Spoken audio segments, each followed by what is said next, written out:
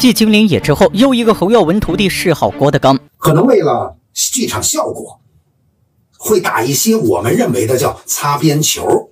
如果他哪句话真的违法了，国家就会管了。国家既然没有管，证明他还没有触及到什么。侯耀文大弟子贾伦直播时被问如何看待郭德纲的三俗相声，他先是表示郭德纲的相声没有违法，然而又在线呼吁网友多多包涵这些私人社团，因为他们真的不容易。言辞激烈，情绪激动，似乎真的为这个小师弟打抱不平。郭德纲曾说过，侯耀文收自己为徒时遭到很多师兄的反对，而且还有人爆料郭德纲未能加入铁路文工团，就是因为贾姓师兄在捣乱，因此大家都以为郭德纲和同门师兄弟关系不好。然而近期直播中，贾伦一改往日沉默形象，大谈对郭德纲的看法，并且表示郭德纲进铁路文工团失败与自己无关。我师父是团长，侯耀文先生是我能左右得了吗？我跟人家德纲，我们哥俩往日无冤，今日无仇，我凭什么阻止人家进这个团？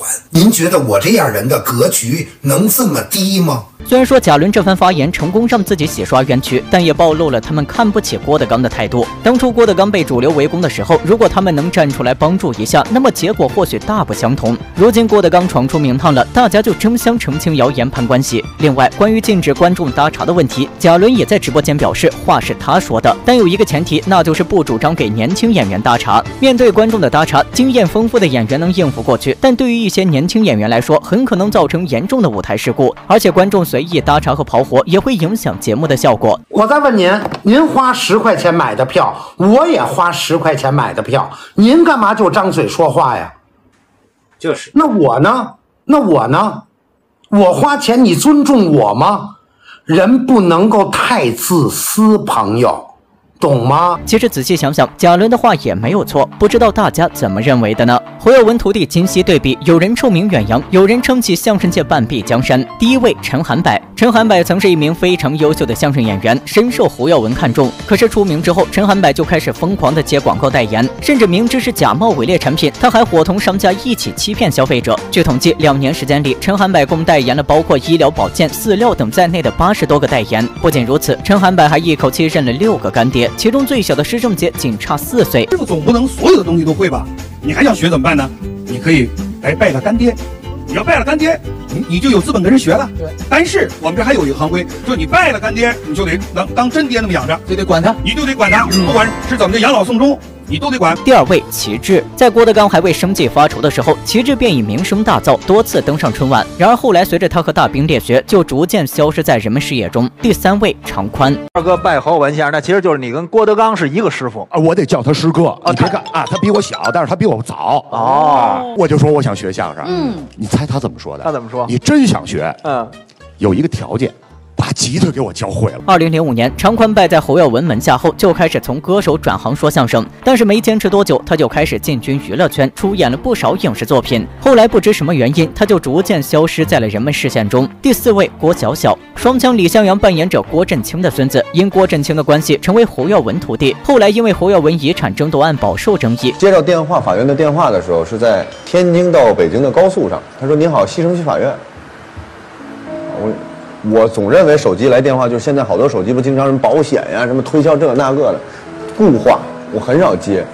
我拿下来之后，我西城区法院，我说我这不打官司，我还把电话挂了。第一次，侯赞认为是郭小小暗中配合侯耀华，将父亲的积蓄和财产偷偷运了出去。第5位郭德纲，因为不是科班出身，被众师兄弟看不起，如今凭借一己之力撑起相声界半边天。第6位金林野，和郭德纲同一天拜入侯耀文门下，但不同的是，当初金林野有多威风，现在就有多落魄。侯耀文去世后，金林野因为看不惯二叔侯耀华的做派，被处处排挤，最终无奈到南方发展相声事业。同样是跳门，为何施正杰拜师被阻挠，而贾伦却能轻松拜入侯耀文门下？贾伦这样拜过2次师傅是吗？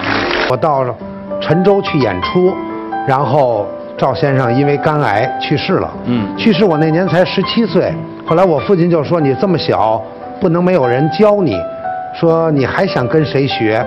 后来我说我就想跟侯耀文先生学。当年施圣杰想拜侯宝林为师，侯宝林也愿意收徒，可是消息一经传出，就遭到同行的一致反对。要知道，相声界有个规矩，那就是一名相声演员只能拜一个师傅，即使师傅去世也不能再拜一个，不然就是跳门，会遭到所有同行的唾弃。最后还是侯宝林将马三立请到拜师现场，这才顺利收下施圣杰。反观贾伦状况完全不同，贾伦第一位师傅是赵德亮，而他的相声也都是跟着这位师傅学的。后来赵德亮因病去世，17岁的贾伦就在父亲的操作下拜了侯耀文为师。那么为何施圣杰拜侯宝林被阻挠，而贾伦却能轻松拜入侯耀文门下呢？首先，贾伦在拜师侯耀文之前，让师叔田占义带着自己去师爷王世臣家征求对方的同意。就是说，这孩子还小，得给他找个老师。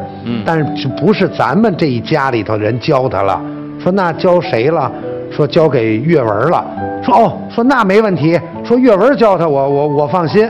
其次，贾伦的父亲贾继光是侯宝林徒弟，而贾伦拜师侯耀文算是亲上加亲。至于施圣杰为何被阻挠，除了师傅去世没人调解外，还与侯宝林的身份有关。侯宝林作为相声界殿堂级人物，自然有很多人想拜他为师，可因为年纪大的原因，侯宝林收施圣杰之前已经有很多年没有收徒，秉承着自己得不到也不能让别人得到的想法，施圣杰自然就遭到了很多阻拦。